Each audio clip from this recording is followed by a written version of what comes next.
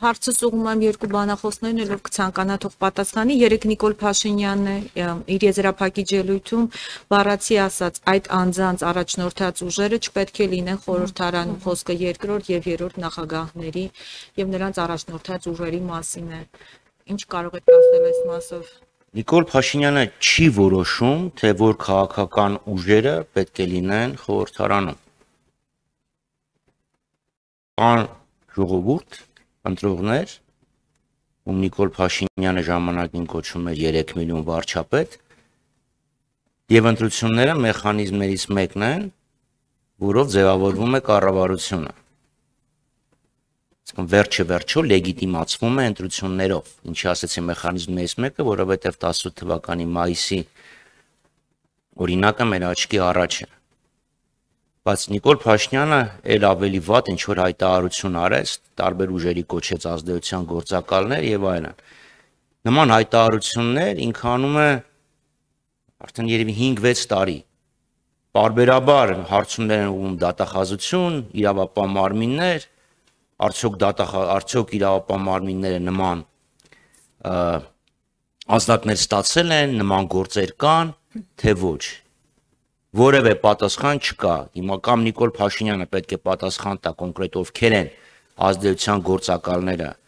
եւ դատարանում պաշտպանի իր հայտարարությունը, կամ պետք է իրավապահ մարմիններին կանչի եւ հեռացնի, կամ իրավապահ մարմինները այսօր առավոտյան պետք է ԱԱՑ ջոկատներ ուղարկեին տարբեր մարդկանց տներ։ Ինչ իրանք անում են։ Այսինքն հասել ենք նույնիսկ նրան, որ մարդկանց ում խուլիգանության մեջ են մեղադրում, ուղղակի դեռ մեղադրում, ԱԱՑ-ն է բերում երեխաների աչքի առաջ ստրեսի ենթարկելով ընտանիքը։ Բայց այն, որ ինքը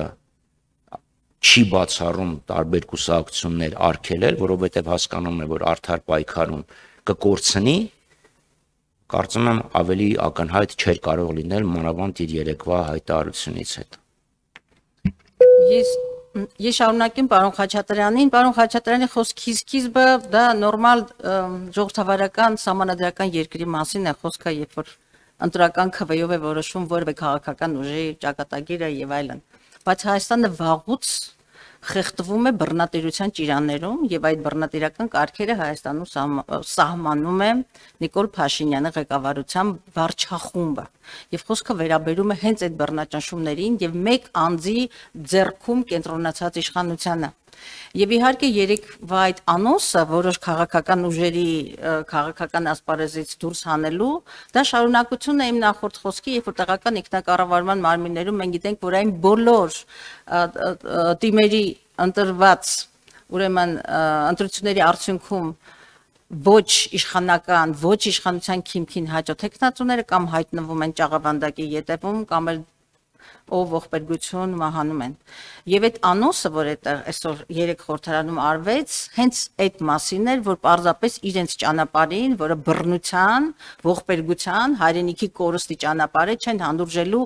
այլախոհների, այլակարծիք, այլ քաղաքական ուժերի։ Բայց ասեմ, որ դրանից ավելի ծանր մեղադրանքները հնչել դաշնակցության հասցեին, կոնկրետ Արման Բաբաջանյանի շուրթերով, որին դատարանը դատապարտել է եւ ճանաչել է ուրեմն մերկապարանոց եւ հիմա էլ քրեական վարույթ կա այդ նույն Արման Բաբաջանյանի նկատմամբ, որովհետեւ ուրեմն իր զրպարտանքները մաքուր զրպարտանքներ էին։ Ցավոք սրտի, այո, մեկ անգամ եւս հաստատենք, որ Հայաստանում խորացող տոտալիտար ռեժիմ է,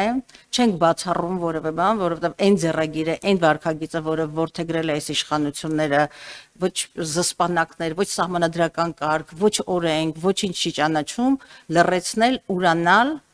եւ ուղղակի վախի մտնոլորտում փորձել հաջողել ուրիշ ռեսուրս, քան բռնությունը, ուրացումը, բռնաճնշումները, ճաղավանդակները, ինչու՞ չէ մարդկանց կյանքին սպառնալիքները այս քաղաքական ուժը ուրիշ ռեսուրս չունի, որովհետև իրենց ամբողջ հայությունը տեղավորվում է սեփական պարտությունը, խեղճությունը, քաղաքական սնանկությունը արդարացնել ժողովրդին ներշնչելով, թե այլ ընտրանք չկա, մենք պետք է այսպես դատապարտված, հուսահատված հասարակություն լինենք։ Ասեն, որ չի հաջողվելու, որտեղ հայ մարդը վաղուց արթնացել է, վաղուց հասկացել են, որ այս քաղաքական ճանապարհը նոր կորուստների եւ պետականության գլխին կախված մեծ հարցականի ճանապարհն է։